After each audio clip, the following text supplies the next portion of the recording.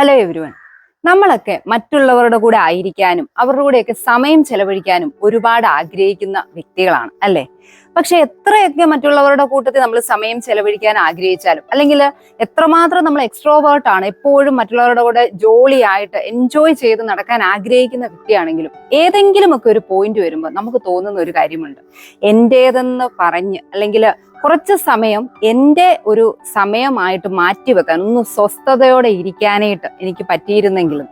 അപ്പൊ ഇവിടെയാണ് personal space എന്ന് പറയുന്ന ഒരു കൺസെപ്റ്റിന്റെ പ്രാധാന്യം. പേഴ്സണൽ സ്പേസ് എന്ന് പറയുന്നത് നമ്മുടെ ഒരു ഫിസിക്കൽ നീഡ് മാത്രമല്ല, ഒരു സൈക്കോളജിക്കൽ, നമ്മുടെ മനസ്സിന്റെ ആരോഗ്യത്തിനും വളരെ അത്യാവശ്യമായ ഒരു കാര്യമാണ്. ഇന്നത്തെ ഈ വീഡിയോയിൽ എന്താണ് പേഴ്സണൽ സ്പേസ്, അതിന്റെ പ്രാധാന്യം എന്ത് എന്നുള്ള കാര്യങ്ങളൊക്കെ നോക്കാം.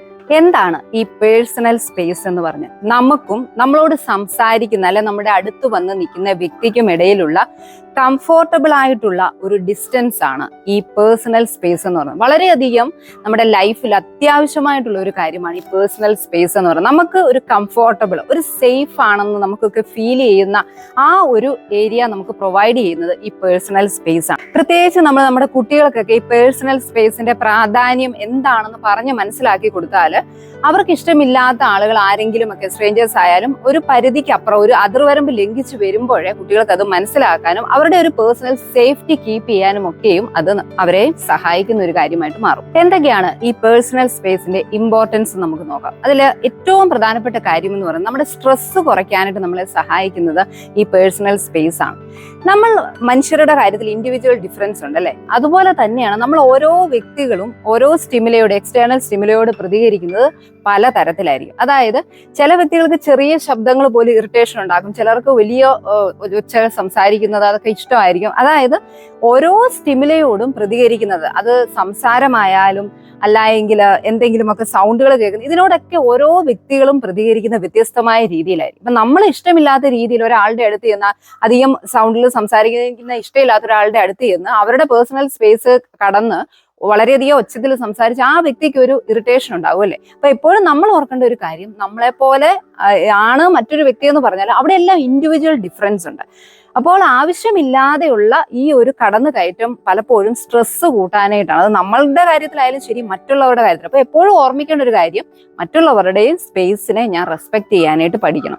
അപ്പൊ ഇതുപോലെയുള്ള എക്സ്റ്റേണൽ സ്റ്റിമുലകളൊക്കെ ഒരുപാട് അങ്ങ് സൗണ്ടുകളുടെ കാര്യത്തിലായാലും അല്ലെ മറ്റുള്ള കാര്യത്തിലൊക്കെ നമ്മൾ ഡിസ്റ്റർബൻസ് ഉണ്ടാക്കുമ്പോൾ അവർക്കൊരു സെൻസറി ഓവർലോഡ് ഉണ്ടാകുകയും അത് അവരുടെ സ്ട്രെസ്സിനെ വല്ലാതെ വർദ്ധിപ്പിക്കുന്നതിന് കാരണമായിട്ട് തീരും. അതുകൊണ്ട് സ്ട്രെസ് കുറയ്ക്കണമെങ്കിൽ നമ്മളാണെങ്കിൽ പോലും നമ്മളുടെ പേഴ്സണൽ സ്പേസ് കീപ്പ് ചെയ്യാനായിട്ട് പഠിക്കണം. അതിൽ നമ്മൾ ശ്രദ്ധിക്കേണ്ട ഏറ്റവും പ്രധാനപ്പെട്ട കാര്യം, നമുക്ക് ഇഷ്ടമില്ലാത്ത രീതിയിൽ വളരെയധികം ഇറിറ്റേഷൻ ഉണ്ടാക്കുന്ന രീതിയിൽ ആരെങ്കിലും ഒക്കെ നമ്മളോട് ഇടപെടാനായിട്ട് ശ്രമിക്കുമ്പോൾ അവിടെ ഒരു സ്റ്റോപ്പ് പറയാനായിട്ട്, ഒരു അസേർട്ടീവ്നെസ് നമുക്ക് കീപ്പ് ചെയ്യാനായിട്ട് സാധിക്കണം. കുറച്ച് ഒരു തീരുമാനത്തിൽ എനിക്കിത് ഇഷ്ടമല്ല, അല്ലെങ്കിൽ ഒന്ന് ഇത്രയും ഡിസ്റ്റർബ് ചെയ്യാതിരിക്കൂ എന്ന് പറയാൻ നമ്മൾ പഠിക്കണം. അവിടെ ആ വ്യക്തിക്ക് എന്ത് തോന്നും എന്ന് കരുതിക്കൊണ്ടിരുന്നാൽ നമ്മൾക്കാണ് മാനസികമായിട്ടോ അല്ലെ ശാരീരികമായിട്ടൊക്കെ ഒരുപാട് ബുദ്ധിമുട്ടുകൾ ഉണ്ടാക്കുന്ന ഒരു സിറ്റുവേഷനിലേക്ക് അത് ലീഡ് ചെയ്യുന്നത്. അതുകൊണ്ട് തന്നെ നമ്മളുടെ പേഴ്സണൽ സ്പേസ് നമ്മൾ കീപ്പ് ചെയ്യാനായിട്ട് പഠിക്കുക തന്നെ വേണം. അതുപോലെ തന്നെ പേഴ്സണൽ സ്പേസിന്റെ മറ്റൊരു പ്രാധാന്യം എന്ന് പറയുന്നത്, നമ്മളെ ഒന്ന് ഫോക്കസ് ചെയ്തിരുത്താനായിട്ട് പേഴ്സണൽ സ്പേസ് നമ്മളെ സഹായിക്കും. ഏതൊക്കെ കണ്ടുപിടുത്തങ്ങൾ നടത്തുന്ന വ്യക്തികളെ എടുത്ത് നോക്കിയാലും അവരെല്ലാവരുടെയും കൂടെ ഇരിക്കുമ്പോഴായിരിക്കുകയല്ല പലപ്പോഴും എന്തെങ്കിലുമൊക്കെ കാര്യങ്ങൾ കണ്ടുപിടിക്കുന്നത്. അതുപോലെ തന്നെ നമുക്കാണെങ്കിലും ഒന്ന് ക്രിയേറ്റീവ് ആകണം, ഒന്ന് പ്രൊഡക്റ്റീവ് ആകണം. നമ്മളുടേതായ ചില ഏരിയകളിൽ എന്തെങ്കിലുമൊക്കെ ഒരു സംഭാവനകൾ നൽകണമെങ്കിൽ എന്ത് വേണം? നമുക്ക് തനിച്ചിരിക്കണം. അതുകൊണ്ട് തന്നെ നമ്മളൊന്ന് ഫോക്കസ് ആകണമെങ്കിൽ നമ്മളുടേതായ സ്ഥലത്തേക്ക്, ഒരു പേഴ്സണൽ സ്പേസിലേക്ക് നമ്മൾ വന്നെങ്കിൽ മാത്രമേ നമുക്ക് എല്ലാ കാര്യങ്ങളും നല്ല രീതിയിൽ പ്രൊഡക്റ്റീവായിട്ടും ക്രിയേറ്റീവായിട്ടും ചെയ്യാനായിട്ട് സാധിക്കുകയുള്ളൂ. അതുപോലെ തന്നെ നമ്മൾ ശ്രദ്ധിക്കേണ്ട ഒരു കാര്യം എന്ന് പറയുന്നത്, നമുക്കൊരു കമ്മ്യൂണിക്കേഷന്റെ ഒരു കാര്യം വരുമ്പോഴും ഈ പേഴ്സണൽ സ്പേസിന് വളരെയധികം പ്രാധാന്യമുണ്ട്. അതായത് നമ്മൾ ഓരോരുത്തരുടെ അതിർവരമ്പുകൾ ലംഘിച്ച് അല്ല അവർക്ക് അവരുടെ ആ ഒരു പേഴ്സണൽ സ്പേസിനെ കടന്ന് നമ്മൾ ചെന്ന് കഴിയുമ്പോൾ അത് പലപ്പോഴും ഒരു റെസ്പെക്ട് ഇല്ലാത്ത ഒരു അവസ്ഥയിലേക്ക് മാറാറുണ്ട്. പ്രത്യേകിച്ച് നമ്മുടെ ഓഫീസിലൊക്കെ ആണെങ്കിലും അല്ലായെങ്കിലും നമ്മളുടെ ഏജിലൊക്കെ ആണെങ്കിലും നമ്മളെക്കാട്ടി മൂത്ത വ്യക്തികളോടൊക്കെ നമ്മൾ ഇടപെടുമ്പോൾ നമുക്ക് ഒരു സ്ഥാനം നമ്മൾ അവർക്ക് കൊടുക്കുന്നു എന്ന് അവർക്ക് മനസ്സിലാകണമെങ്കിൽ നമ്മൾ ഈ പേഴ്സണൽ സ്പേസ് കീപ്പ് ചെയ്യുക തന്നെ വേണം.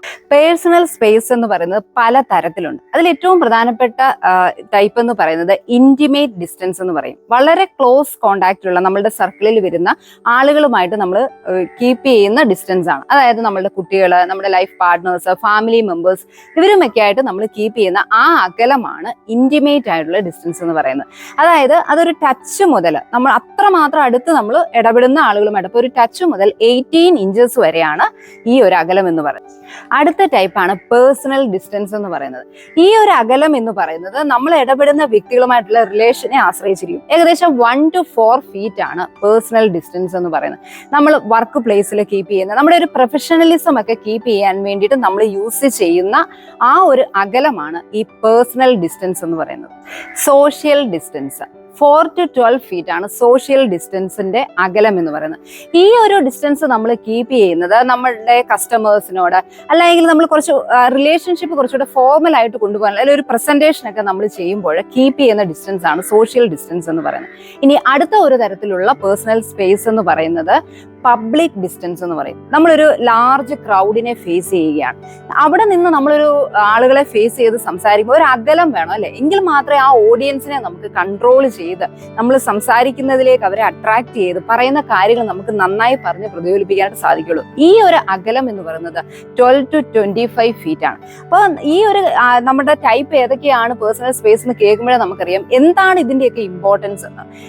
ഞാൻ ഈ പറഞ്ഞതുപോലെ നമ്മളുടെ പബ്ലിക്കായിട്ട് നമ്മളൊരു സ്പീച്ച് നടത്തുമ്പോൾ ആ ഒരു അകലം പാലിക്കാതെ ഓഡിയൻസിന്റെ ഇടയ്ക്ക് നിന്ന് നമ്മൾ പറഞ്ഞാൽ ആ അത്രമാത്രം എഫക്റ്റീവ്നെസ്, അകലം പാലിച്ചുകൊണ്ട് പറയുന്ന ആ ഒരു എഫക്റ്റീവ്നെസ് നമുക്ക് കിട്ടുകയില്ല.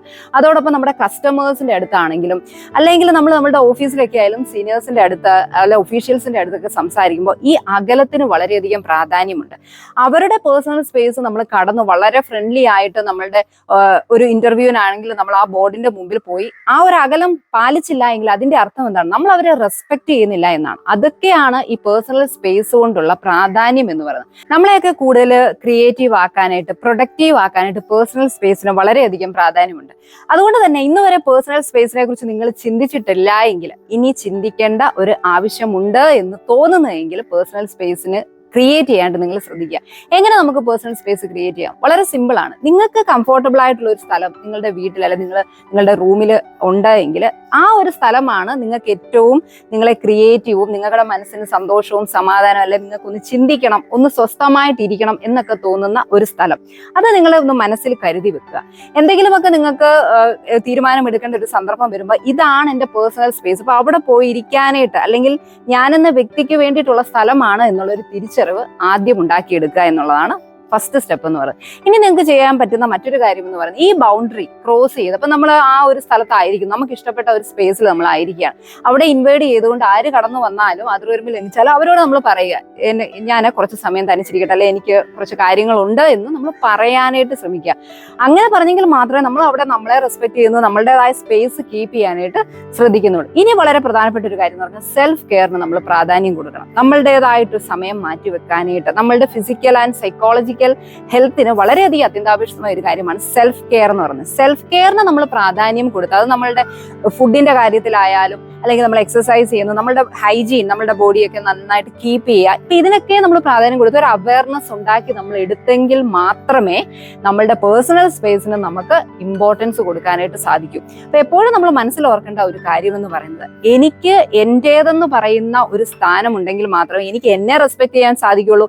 എനിക്കും എൻ്റെ ഏത് കാര്യത്തിലും മാക്സിമം ഔട്ട്പുട്ട് അല്ലെങ്കിൽ ക്രിയേറ്റീവ് ആയിട്ട് ചെയ്യേണ്ട കാര്യങ്ങൾ നന്നായിട്ട് ചെയ്യാനായിട്ട് സാധിക്കൂ എന്നൊക്കെയുള്ള ഒരു തിരിച്ചറിവ് ഉണ്ടായെങ്കിൽ മാത്രമേ നമുക്ക് ഈ പേഴ്സണൽ സ്പേസിൽ ഡെവലപ്പ് ചെയ്തെടുക്കാൻ സാധിക്കും. അതോടൊപ്പം തന്നെ വളരെ പ്രധാനപ്പെട്ട ഒരു കാര്യം എന്ന് പറയുന്നത് മറ്റുള്ളവരുടെ പേഴ്സണൽ സ്പേസിനെ റെസ്പെക്ട് ചെയ്യാനും പഠിക്കുക. എന്നെ പോലെ തന്നെ അവർക്കും അവരുടേതായ സ്വകാര്യത ഉണ്ട്, അതിനെ ഞാൻ മാനിക്കണം, അംഗീകരിക്കണം, അതിനുള്ള അവസരം അവർക്ക് ഞാൻ കൊടുക്കണം എന്നുള്ള തിരിച്ചറിവ് കൂടെ നമ്മുടെ ജീവിതത്തിൽ ഉണ്ടായെങ്കിൽ മാത്രമേ മറ്റുള്ളവരുമായിട്ടുള്ള റിലേഷൻഷിപ്പ് ഒക്കെ നല്ല രീതിയിൽ നമുക്ക് മുമ്പോട്ട് കൊണ്ടുവരാനായിട്ട് സാധിക്കുള്ളൂ. Be happy, B confident.